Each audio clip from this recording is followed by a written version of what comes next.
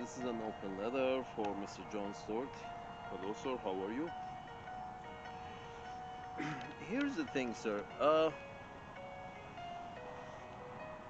few years ago, I think I saw a video clip on YouTube, I think, which showed that, uh, which showed that there was this tank with an Ukrainian flag on it, and it underneath the screen it was stating that okay, this is somewhere Iraq, Mosul or Fallujah or Basra or whatever the fuck shithole that it was. It was an Ukrainian. It was a tank with an Ukrainian flag on it, and under the screen it was stating that it was part of a news program. It was stating that regiment this or regiment that, battalion this or battalion that of Ukraine, Ukrainian army or whatever. And that was, filmed during the Iraq War, 2003, 2004, 5, 6, 7, 8, 9, 10, 11, 12. Anyway, my point is this, that uh,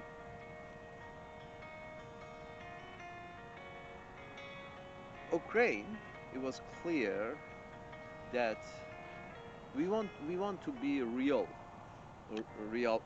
politic. We want to be, really say it, to see between me and you, if the decisions was left between me and you, what decision would be made. Let's assume that, two people left on earth, it's me and you, and between me and you, Mr. Jon Stewart, we have to solve this issue of Ukraine. I'd be the devil's advocate, I'd be Russia. The idea is that I tell you that you say NATO is a defensive posture,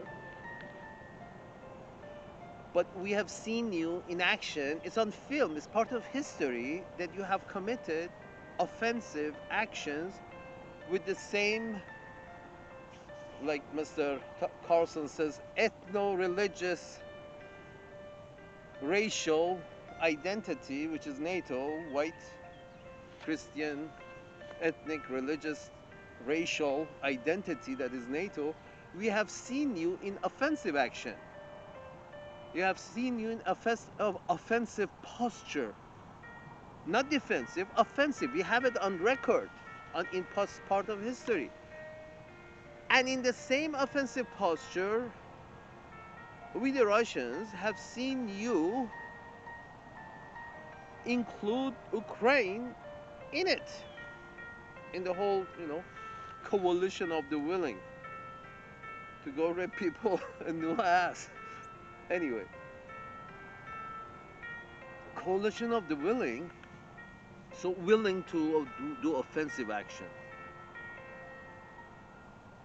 None of their territories was invaded, and this, white organization decided to go and kick ass anyway. Even 9/11 was not an invasion; it was an attack. Oh, you do an attack, but not at going over there. They didn't land, 2 million Afghani soldiers in New York City. They sent shitheads doing a shitty job, and you really don't know how those really we don't know how the buildings came down.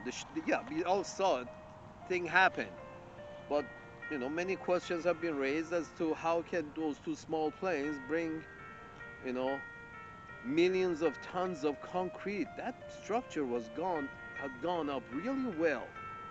Anyway, that's another story. But it was an attack. You do an attack. They drop something. They blew up something. You blow up something there. But in order to invade, and that's why the problem with invasion is it's not just the invasion. First you have to invade, and then you have to subdue the native population. so they will bend to your will. The small part is the invasion. Invasion is not that hard. You land your soldiers and you take over, certain important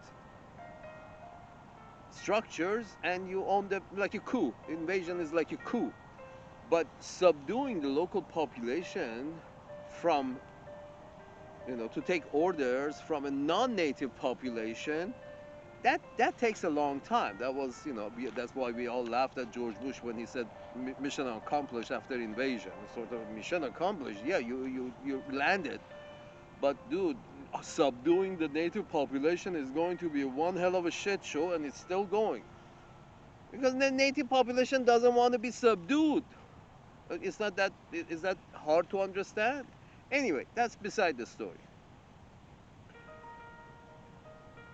Even the fucking Indians fought tooth and nail because they didn't want to be subdued and hand over everything and move into a reservation. Now you're talking about cultures which are thousands and thousands years more older than the culture of North America, North American Indians.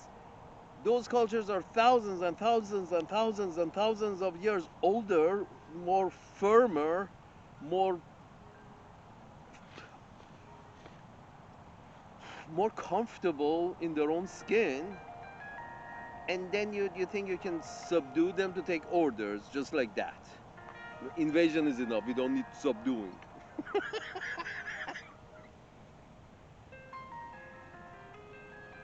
Anyway, my point is this: there is NATO with a defensive posture, has been caught on video as part of history in an offensive posture, and then this NATO wants to go up Black Sea and take over Crimea, which has the most important, uh, it's most important part of Russia. The whole fucking place is a frozen land, is an ice land. They really, this is their only warm water port, the only warm water port of Russia, seaport, is in the Black Sea. So you have this huge land, which is most of it is, north of the Arctic Circle, and it's got, one warm water seaport on Russia proper, and one area that it can put its deep water, warm water seaport is in the Black Sea, and the NATO says no, Turkey is not enough. We are going to go up Black Sea towards Russia, farther up. This is a real politic.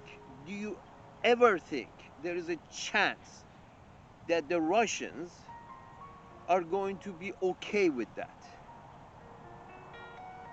And even and what is, while they have seen that NATO is not really defensive posture, it has bombed and conquered a few, sovereign countries over different,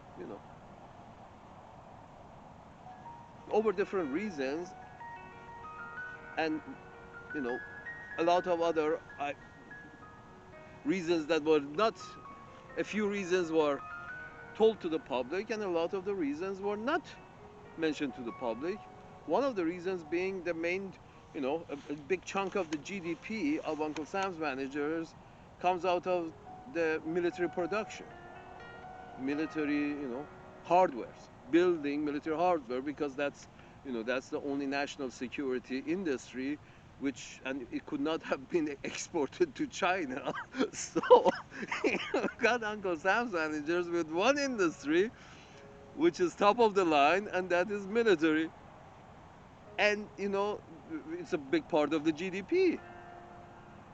So they don't want to let go of this. That's one of the main reasons of all these invasions. If there were other industries, if military industry was like 1% of the economy, then you would have said, yeah, fine. We don't need to, cause trouble over there. because we want to expand, because the Ukrainians want to have self-determination. The fuckers, they're, again, it's on video that they don't want to go fight. It's on video. But you know, you don't hear about those videos on NPR. It keeps telling everybody that yeah, Ukrainians are happy to go and, you know, get slaughtered in that Russian meat grinder, which is, you know, total nonsense. Who wants to die? I don't want to die. I'm sure they don't want to die. Over what? Over who collects the taxes? You know, will my taxes go to the east or to the west? Are you fucking kidding me? I know I gotta pay taxes. Somebody's gotta collect my taxes. I don't care which side I pay taxes to. I go get killed because, you know, you don't want me to pay my taxes to this side. You want me to pay my taxes to that side. It's not that difficult to deduct. Russian invasion. You're all fucking human. Now walk upright and, you know, got a little shit between your ears.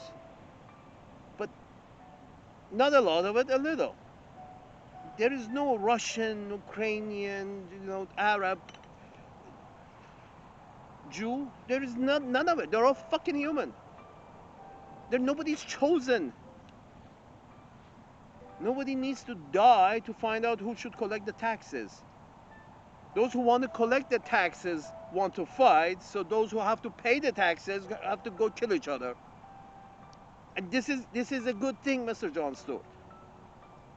Those who want to collect the taxes are sending those who have to pay the taxes to kill each other to find out who they should pay taxes to. Freedom. Yeah.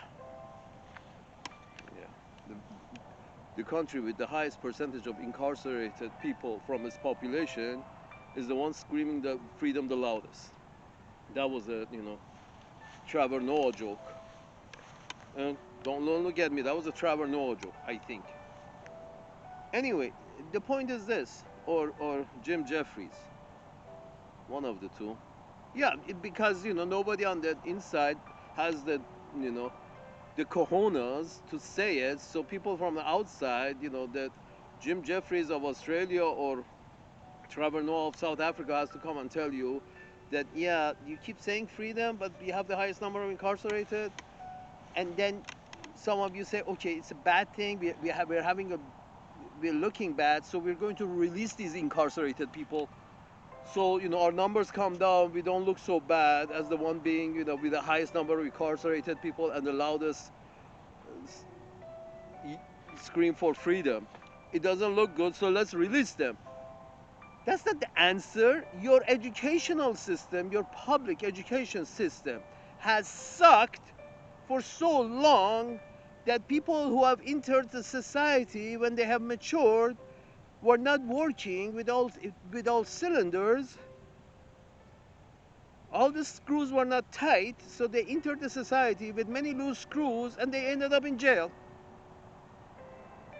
The solution is not let's empty the jail, the solution is what the fuck are we doing with education? That so many people with so many loose screws come out of our educational system, while we know there are many educational systems, like the Japanese educational system, which doesn't send out so many people with so many loose screws. The solution is a long-term solution, and your answers are very short-term answers. The questions are long-term questions, but your solution, your answers are very short-term answers. Oh, let's empty the jails so our incarcerated number comes down, so we can continue, you know, propagandizing based on freedom. Propagandizing based on freedom.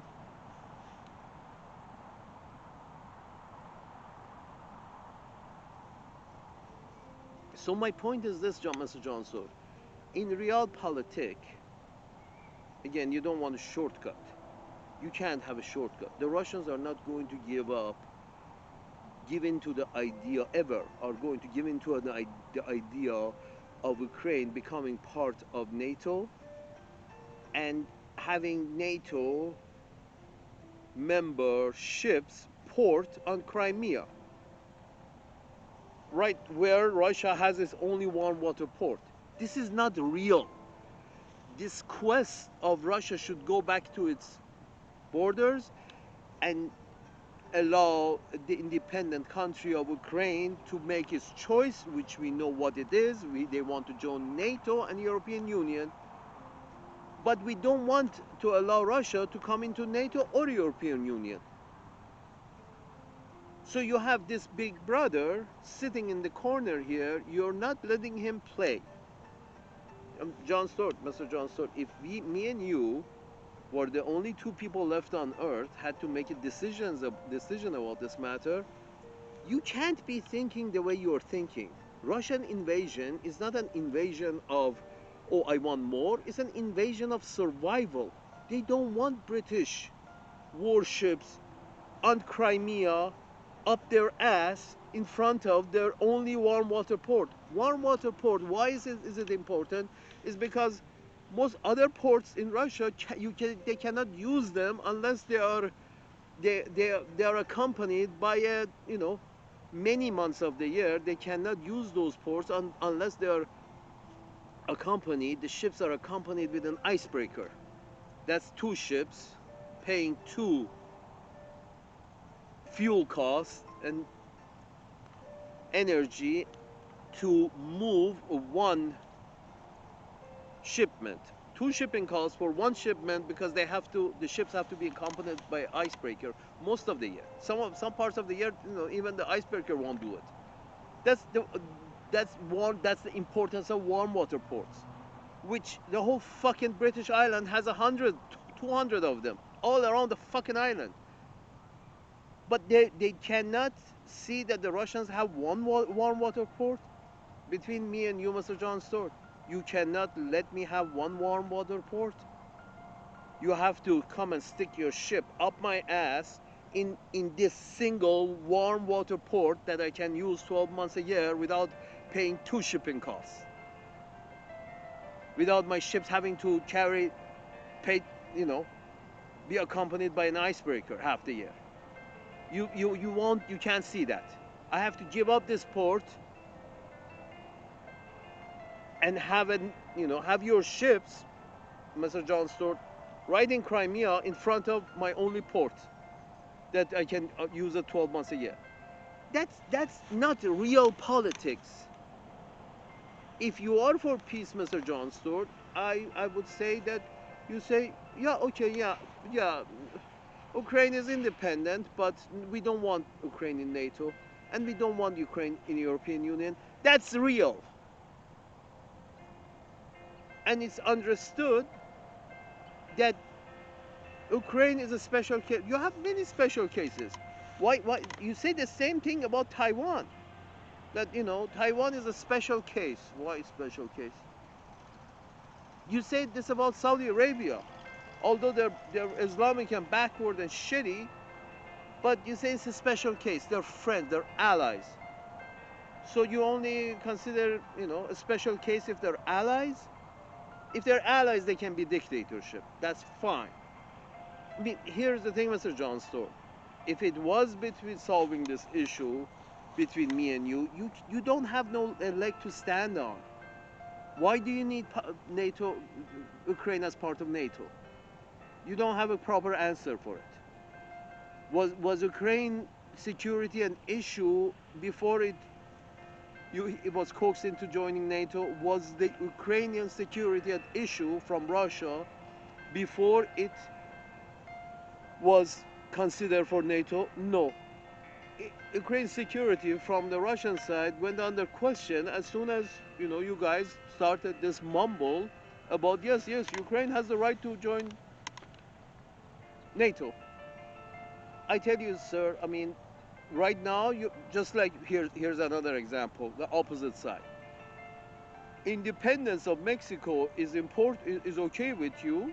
Sovereignty of Mexico is okay with you until Russia and China and Brazil and the BRICS countries decide that they want to form a military alliance, and they want to put a military alliance of BRICS, an installation from the military alliance of BRICS in Yucatan Peninsula, right at the mouth of Gulf of Mexico, where Uncle Sam keeps most of his naval assets in Mississippi and Alabama and all of that.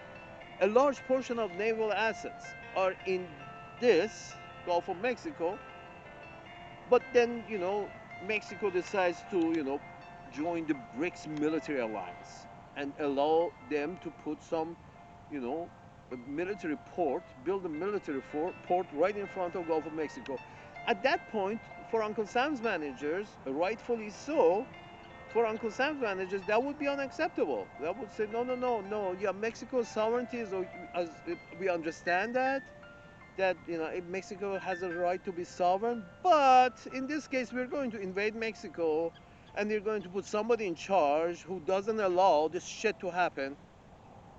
They're having a fucking BRICS military installation up my ass in Yucatan Peninsula. No, I'm sorry, it's not happening. So Uncle Sam's managers are going to pay whatever price necessary to prevent that from taking place. If you understand that, you should understand the Russians. That under no circumstance they're going to allow military NATO Anglo-Saxon military warships be right at their doorstep, guarding against their only deep water port, warm water port, deep warm water port. You must be crazy. So pushing for continuation of this war is crazy.